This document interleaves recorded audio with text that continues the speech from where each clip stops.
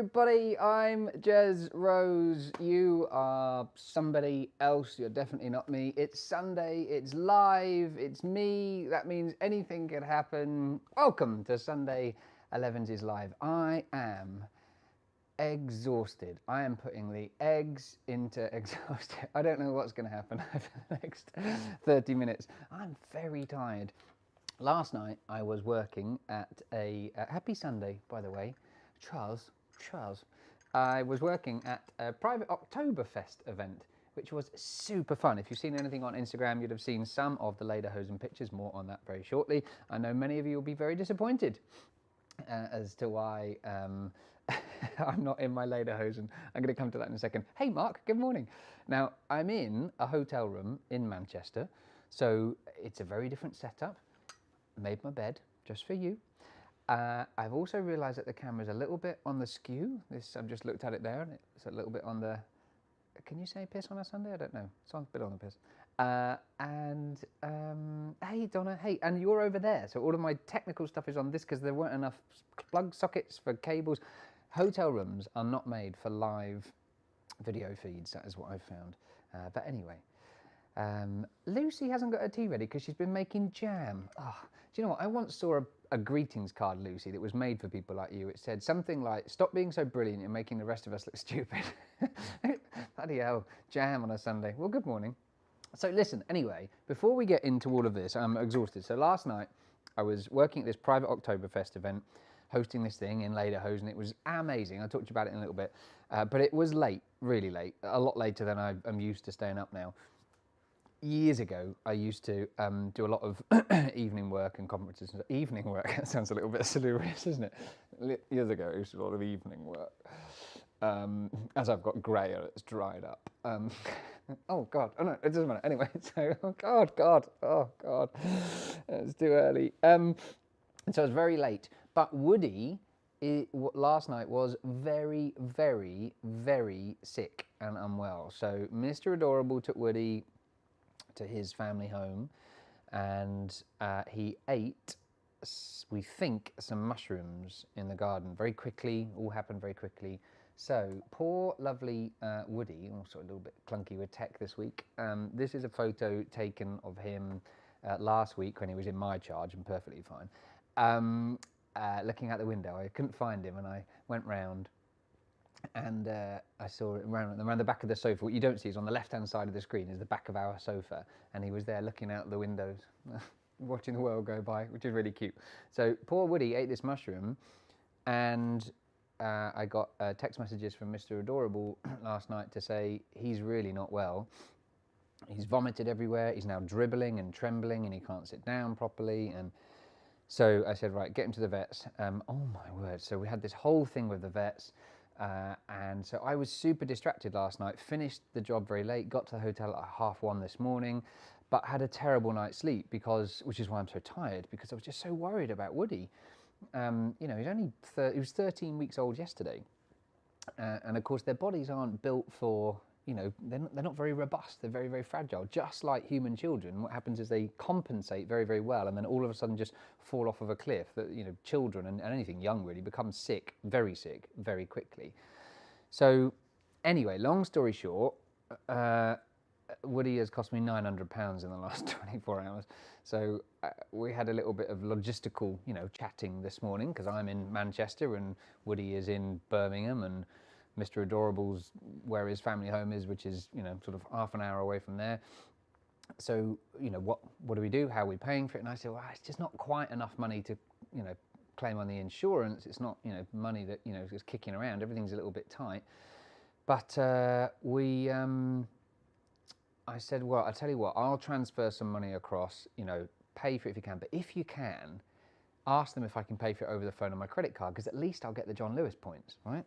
I mean, you know, the least this dog can do for me after having, you know, been on my mind and been really difficult to work last night because I was so worried about the puppy and then not slept all night.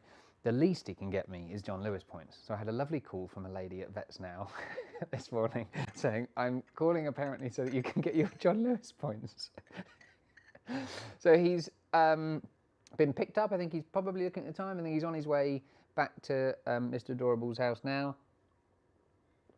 So fortunately, apparently all good. Toxins from the mushrooms have been flushed through his system. He's had pain relief and he's had, Donna says it's a silver lining. It is a silver lining.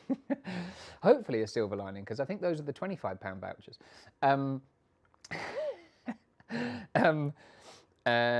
Yeah, so he's on his way home and he's had, you know, obviously fluids and drip all night and some pain relief and something else. And you know what vets are like, anything they can chuck at you to get a little extra £5 here or there. So, so that's all fine. Woody is all good. However, there's been a lot of talk last night about the lederhosen. I had many more private messages than I care to tell you, and also comments about my get-up. And Mark, no, I'm not. And I think it was Carol. There were a couple of people that specifically said, "Oh, can we request that you wear lederhosen for Sunday Elevenses?" No. In all honesty, I probably would have done it, but last night I just unpacked some stuff and put lederhosen, which is, you know, in my mind, a costume. It's not what I wear day to day. I put that in the car, left it in the car, and so it's, you know, like 6 stories down in the car park, so I'm not going to go and get it for today. However, I thought you might like to see a little sneaky peek of what my work entailed last night. And in 20 years of hosting events and conferences and telly, I have never in my life done an event like I did last night. I was utterly exhausted by the end of it. But it was like 600 people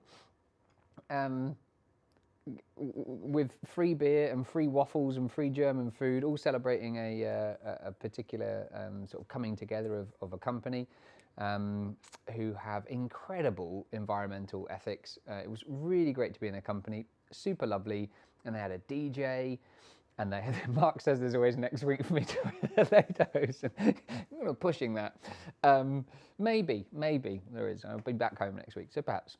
Oh, I think next week we might be in the new studio. I'm not sure. Anyway, I'll talk to you about that another time. So anyway, what was I talking about? So anyway, I've got a video. So here we go. So a quick video, and you'll see exactly what I was up to last night.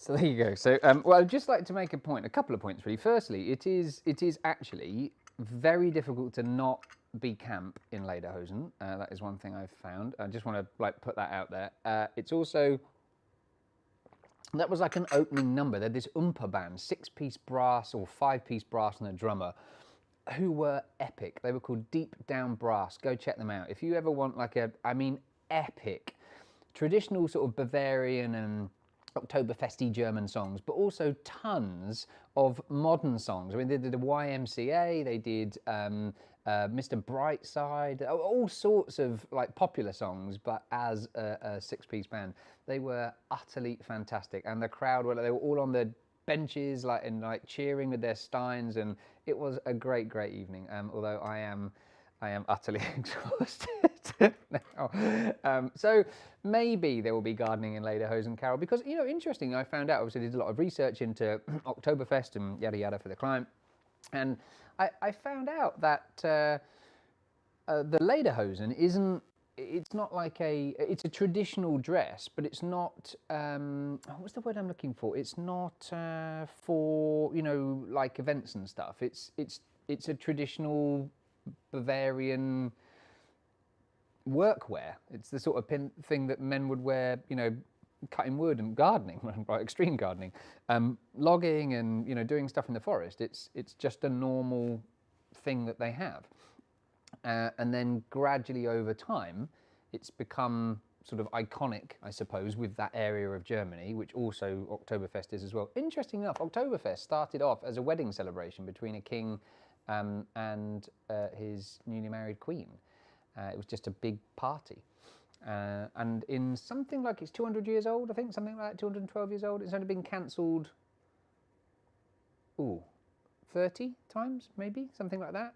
Almost always exclusively to do with war or civil unrest or something. So there you go. Carol says she used to go to the beer keller in London years ago. Such fun. Yeah, I think so. Yeah, well, YMCA is sort of modern compared to...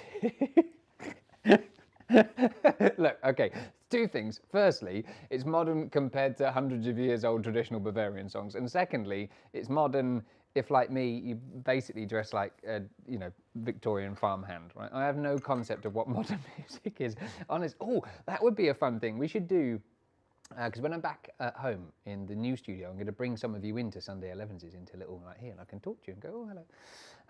But anyway, if you want to, you don't have to. But we should do that thing where you scroll through your phone and like flick through and find like 5 artists or something. That would be very cool, wouldn't it? Oh dear. Anyway, so there you go. Now I was going to do a little cake review today, gang. But by the way, would you like the hair? I'm growing it back. God, it's a nightmare.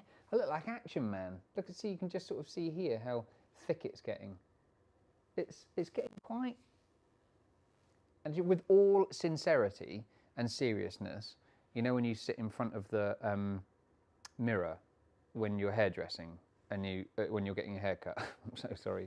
I'm so tired. And you look in the mirror, and the hairdresser's like there, looking at you, and you look in the mirror to look at your hairdresser with an absolutely straight face. My hairdresser said to me yesterday, if you keep running your hands through it, it gets bigger or longer or something. And I was like, I'm just like, that can't be an actual thing. Like, if I sit here all the time like this, I mean, because if I did that say I did that like all night or all day today, and I'd be like, oh, tripping over it tonight, having to put it up in bunches or something tonight. But apparently it stimulates hair growth, and I thought, I can imagine if I do literally nothing with it, it's going to grow on its own just fine. So anyway, I do look a little bit like Action Man, but Lucy says Mr. Brightside isn't even modern. Okay, I don't know what modern music is, okay? There, we know now, all right? Oh, dear. Oh, this thing, by the way, I hope if you're having tea, or you can get coffee cups too, there is something, I know it's a bit sort of, I don't know, middle class and a bit twee, but there is something really lovely. I'm in quite a fancy pants hotel in Manchester, but it came with a teacup and saucer in the room, a China one. I'd imagine other countries also make teacups. But there's something it just changes. I'm not going to drink it now because it's cold and horrific, but it just sort of changes how you have it just tastes different, doesn't it? I remember working in the NHS. We'd have like a polystyrene cup. I think I told you this before, didn't I? Utterly horrific. But China, or just like a teacup and tea saucer, you should definitely treat yourself. It's coming up to Christmas. Oh God, Christmas! Like I know it's ages away. I know. We've got Halloween first and yada yada. But it's coming. I saw for the first time doing some grocery shopping online because I hate going into supermarkets. And they had like Christmas splashes. Buy your Christmas biscuits and your Christmas nuts. I thought you'd have to be Christmas nuts to buy Christmas nuts at, the end of September. It's madness, isn't it? Won't be long. Easter eggs. Overpriced cardboard. So maybe for Christmas, treat yourself. If you haven't got a nice little teacup and saucer or a coffee cup and saucer, it makes all the difference. It's lovely. Anyway, what was I going to talk about today? Let's have a quick squeeze on my notes. I was going to sleep. Oh, I was going to do a little cake review. But I can't do a little cake review because I thought I would ask. Oh, wait, hang on. Controversial. Lucy says, teacup and saucer always tastes weaker tea, but dainty. Prefer tea from a big mug. Lucy, I think you're being a little passive-aggressive today. I mean, to come here, I've made it quite clear at the very beginning that I am tired. Read the subtext, fragile. And almost bordering on incoherent. Right? As soon as I hit record or play, I thought, oh God, why did I do this? I'm so tired. And now she's just being abusive. I'm not very good at my modern music. I'm giving bad advice about teacup. I don't know why it always tastes weaker. I don't know, how do you... I mean, it is just a receptacle. That is a mug if you take away the teacup, if you take away the saucer. I don't understand how it tastes weird. I tell you, the only thing that I have found is that I've got some lovely big teacups with big wide mouths, but it goes cold very quickly because obviously the big surface area at the top. So I do prefer a little teacup like that and a teapot, always a flipping teapot, right? Okay, so Lucy likes teacup and saucers, but not for Sunday morning. Yeah, okay, all right, I'm sort of with you there. I am with you there. In the morning, sometimes it's nice to just have a cozy mug, isn't it? There's just something different, like the dainty thing and the cuteness, and it sort of slows you down a little bit, and it's, but yeah, sometimes you just need just need a mug, need Action Man tea. Carol's drinking her Jez tea in a teacup. How lovely. Thanks so much. I hope you're enjoying it. I really like the Jez tea. I've found a little tub. So obviously I travel a lot. One of the videos we're going to do soon is about my travel tips, because when you've been traveling the world for 18 years or something like that, I have so many like systems, and I've spent, you know, a lot of time and probably way too much money on working stuff out, how to make travel really stress-free and simple and smooth and whatever. And one of the things I've got is a little tub, and I put tea in the tub. I've got a tin, oh, that's over there, doesn't matter. I've got a little tin that has tea bags in it, so that wherever you go, you just take your own tea bags, because sometimes you get to, you know, a pretty ropey place, or a place where you think, oh, I really need a cup of tea, and they've either got rubbish tea, or, you know, it's lukewarm or whatever, you think, you know, I'll bring my own, it's going to be lovely. Oh, Carol used a little individual steeper, but she's going back to the teacup plus more cups. Oh, incredible. That sounds like a joyous. Anyway, so unfortunately, I don't have a little cake review today. I had every intention, and this is coming to something, I had every intention of filming a little video for you. You might even, the overly invested in you might remember that last week I said I was going to bake chocolate chip hazelnut gooey cookies, and that would be my little video. Back to some home baking. However, I'm regretting this already. That's going down there. However, I've not been very well. And so that sort of brings me to my little thing for today. Now, surprise, surprise, when you burn the candle at both ends, eventually it meets in the middle and you get burnout. And it's nice to burn the candle at both ends and give out a lovely light, but, you know, that isn't sustainable, because eventually you get snuffed out. And that is exactly what's happened this week. I have been properly snuffed out. Thanks, Stella. Oh, I've just realised, actually, she's passed away, hasn't she? Possibly not the most appropriate thing to do. Anyway, well, thank you, Stella, for being here in spirit. So yeah, I'm properly burnt out. I had to have the best part of a week off. I literally couldn't do anything. Making a cup of tea. I mean, I ache now. I feel very, very, very tired. I filled up with fuel yesterday. I got breathless. I had to go to the doctor because I'm getting breathless, and so I'm having a blood test and ECG stuff and done next week, because, you know, you can't get an appointment for something that serious very quickly. I love that. Oh, we're very concerned. We should double check some things. How does next week sound? Oh, yes, great. If I'm still here. And it made me realise that actually I've heard that a lot from lots of clients, lots of people I work with, some of you too, who have said, you know, the world just feels a bit fast at the minute. Everything feels like, you know, there's a lot happening. It feels at work, people are saying they feel like there's more pressure, or sort of more demand to do something. And something just sort of happens where your body says, okay, enough is enough. Like, you're not listening to me, you're not taking rest. And I'm the worst for that, because I'm just always doing stuff. I love life, and we might not be here tomorrow, right? I mean, everybody moans at me and says, oh, you're so morbid and you can't say stuff like that, but I can say stuff like that because it's real. You know, I could go for a walk in Manchester today and get hit by a bus. That'd be it, good night Vienna. I could not wake up tomorrow because of some, you know, leaky valve that I don't know about. So every day I try to cram in as much as possible, but I'm not so good at sort of measuring that. You know, I sort of, it's almost like I need someone just to say, okay, I see that you like doing all these things and playing with all the toys, and that's cool, but also at the same time, let's just, you know, make sure you've actually got a nice chunk of time where you're not doing anything, even just looking out the window. I've done a COVID test, yeah, absolutely. We have to be very careful because of Mr. Adorable's job, so yes. And yeah, Lucy, you're right, worrying about things as well. So sort of little stresses. And I was talking to somebody and they said, I think it's been coming for a little time. You know, the house move was very stressful. There's been lots to do in the house that I've wanted to do, you know, quite quickly. That's been very stressful. And invariably stuff goes wrong. You know, you start doing something and you find out there's a X problem that you've got to, not an X problem, but you know what I mean, a problem that you've got to sort out. And work, you know, there's a lot going on with work, a lot of new exciting things and sort of tidying up. We've got big plans for this year and into next year, which you are gonna, I just know you're gonna love. So I'm really excited about that. Ton of work though. And of course puppy, you know, why not? I feel like one of those people on Grand Designs. Do you watch Grand Designs? You know that, you know that bit where, where like it's utter chaos on Grand Designs, and you know they're like £9 million over budget, and there's a rainstorm, and the roof's fallen through, and then their contractor decides that he's fallen out with them, so they go off to think, oh, we'll do it ourselves.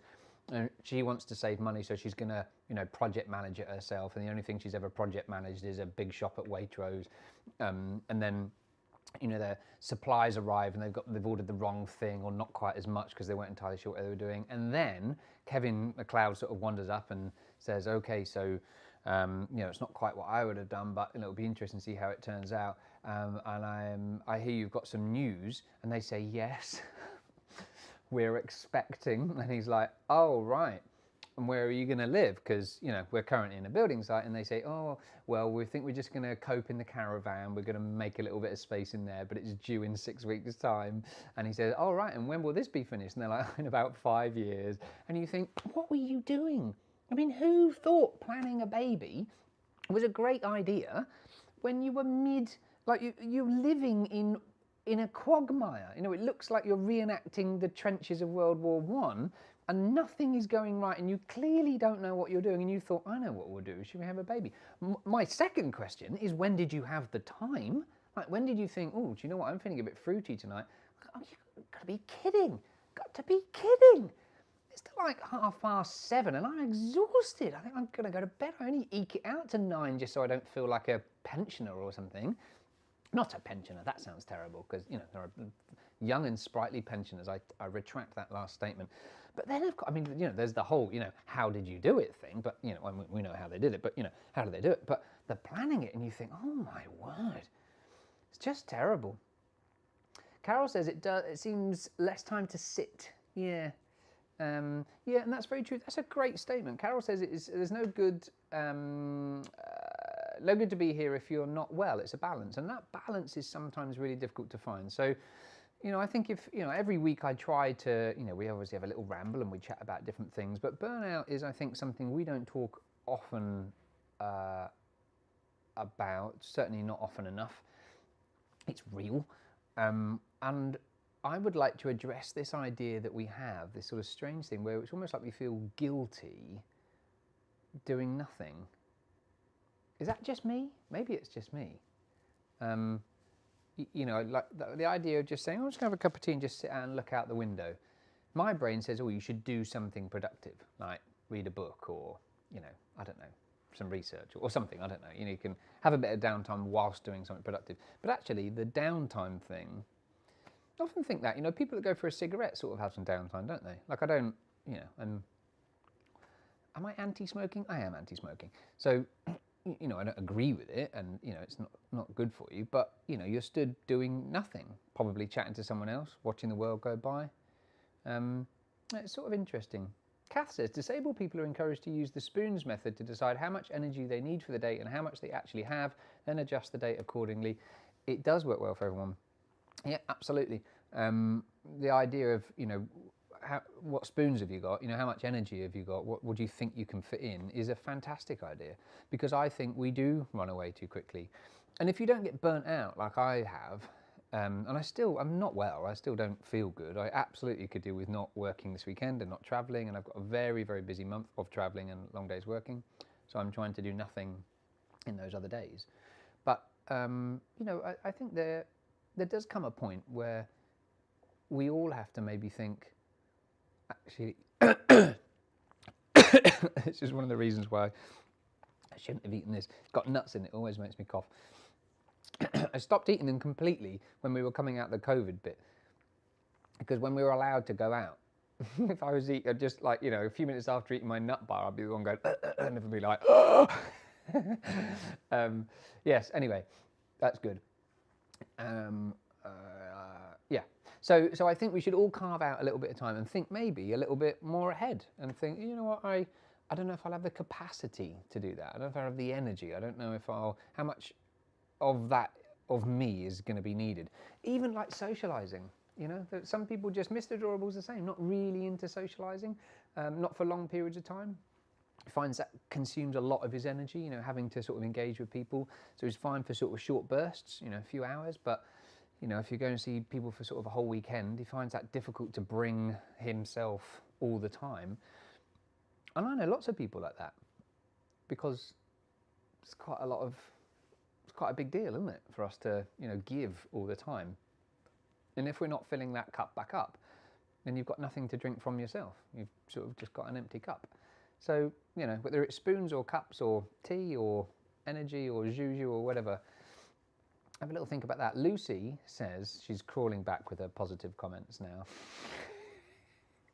Says, I used to feel that, but I've got used to taking more time over things I do. Yeah, don't put so much pressure on yourself to finish a particular task. That's a really, really good thing. And the world won't end if you don't do the hoovering. You're absolutely right.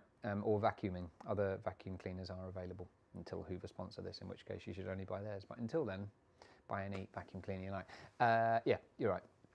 I think, you know, here's a little tip. So this, you probably will do this, but sometimes, like if I don't want to do the washing up right now, I just think, oh gosh, I'm tired, I haven't got the energy. I'll tidy it so it at least looks, you know, neat.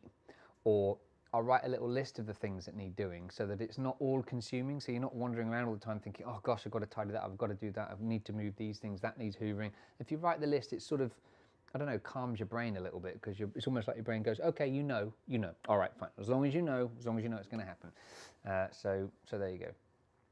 Anyway, so if you haven't already, don't forget to subscribe. That's super important. The more people that subscribe to YouTube, the better it is for all of us, because you get to know as soon as I go live. That's super important. Then we don't end up like Mark, like clambering around going, sorry, I'm late, although today you were early. Well done.